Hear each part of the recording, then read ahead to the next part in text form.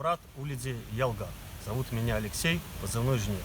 Я представитель народа Эрзя. На сегодняшний день защищаю свободу и независимость Украины от путинской агрессии. В силу своей профессии моя речь будет краткой и лаконичной. Моя цель на этом съезде – призвать всех представителей финно-угорских народов в борьбе с диктаторским режимом Путина. Без победы в Украине мы не сможем говорить об деоккупации наших земель. Очень много сказано о проблемах ущемления наших языков, культур, истории и так далее. Нам нужно проявить свою твердую волю и сражаться за наши ценности не словом, а делом.